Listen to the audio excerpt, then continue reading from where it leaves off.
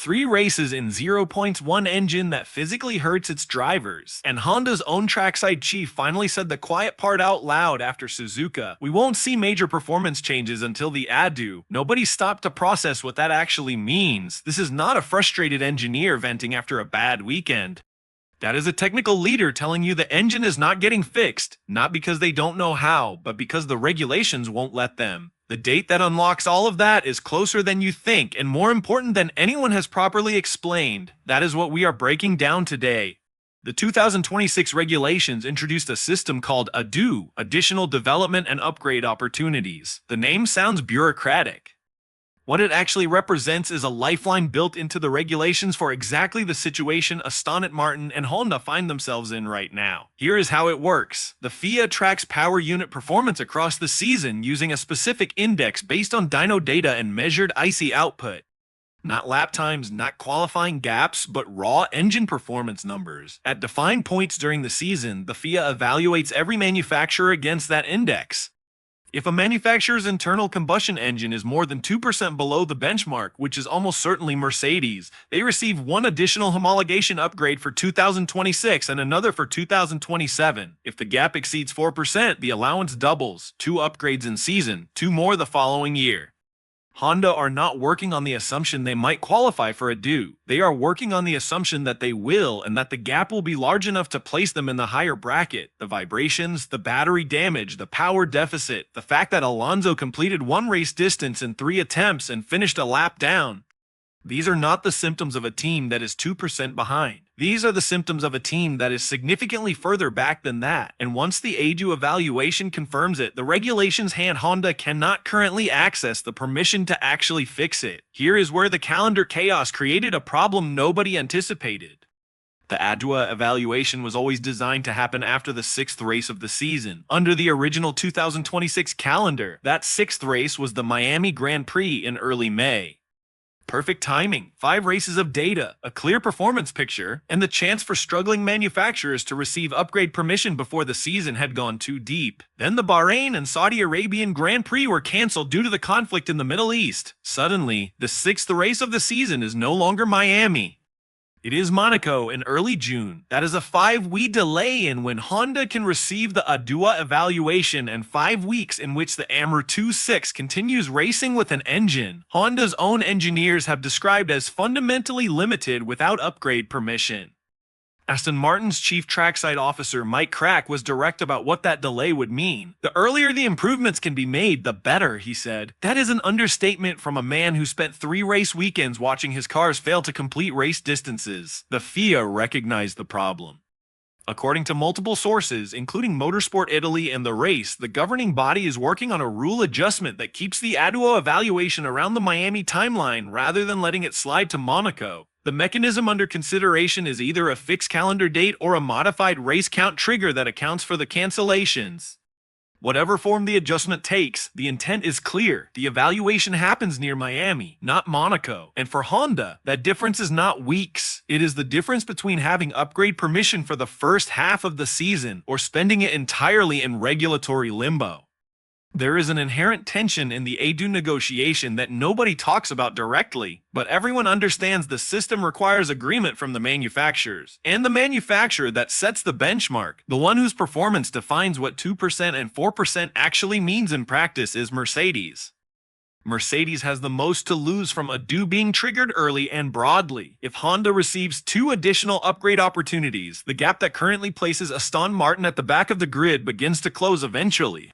If Ferrari qualifies for even 1 upgrade, the straight-line deficit that has been the defining feature of the WS Avantine's dominance becomes a moving target rather than a fixed advantage. Mercedes is almost certainly going to be the benchmark manufacturer. Their power unit has been the strongest by a measurable margin across the first 3 races.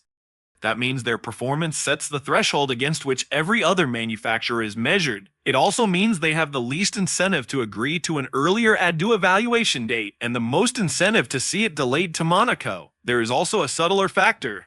Several paddock sources have suggested that Mercedes may not be running their power unit at full output, that performance is being held in reserve, partly to manage reliability and partly to control how large the gap appears in the ADUO evaluation.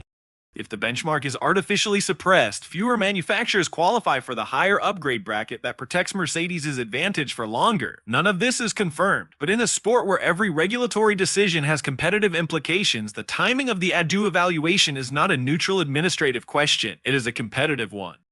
And the team that benefits most from keeping the current order intact has the clearest reason to want the timeline to stay exactly where it is. While Aston Martin's engineers spend April trying to fix a car that cannot complete race distances without physically hurting its drivers, Lance Stroll is doing something different. He is racing a GT3 car at Circuit Paul Ricard on April the 11th, sharing an Aston Martin Vantage Aimer GT3 with Roberto Merci and Aston Martin Jr. Mari Boer in the GT World Challenge Europe Endurance Cup. Aston Martin's official statement about the entry described Stroll as someone who has always enjoyed pure racing in all its forms. Read that phrase carefully, pure racing.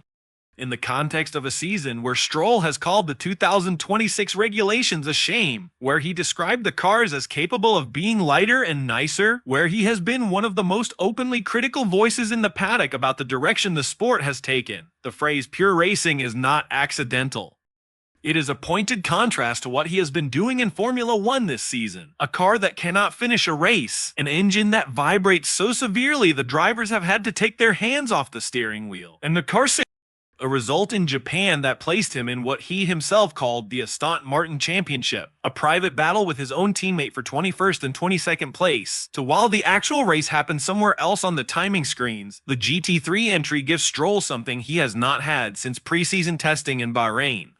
Competitive lapping in a car that actually works, whether that is purely about keeping his racecraft sharp during the break, or whether it reflects something deeper about his relationship with the machine he drives on race weekends, is a question only Stroll can answer.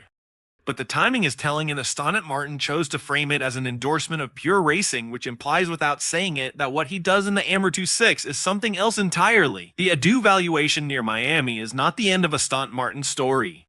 It is the beginning of the next chapter, and whether that chapter looks like recovery or continued survival depends on what Honda can actually deliver once the regulatory door opens. The upgrade pathway is real. Honda is already working on a B specification power unit. The team is operating on the assumption that they will qualify for the maximum 2 upgrades, meaning the engine is more than 4% below the Mercedes benchmark. That is a significant gap, the kind of gap that does not close in one upgrade cycle. What it does is provide a legal framework for Honda to introduce hardware modifications that are currently frozen under the homologation rules. Changes to the internal combustion engine architecture, improvements to the energy management system, addressing the fundamental structural characteristics that are causing the vibrations, not with damping solutions on the steering column, but at the source of the problem itself. The timeline for that work is the critical unknown. Designing, testing, validating, and introducing a significant power unit modification takes months under the best circumstances. Under the cost cap constraints that Honda has been operating within since recommitting to Formula One in 2023, it takes longer. The realistic expectation inside Aston Martin is that 2026 becomes a transitional season, not a write-off, but a year of building the foundation that 2027 is constructed on. The ADUO upgrade arrives, the vibration fix holds at Miami. Wheatley joins from audio and begins the structural work that turns a collection of talented individuals into a cohesive team. And somewhere in that process, the AM2E6 becomes a car that tells you something real about what Newey and Aston Martin are actually capable of, rather than a machine defined entirely by what Honda cannot yet fix.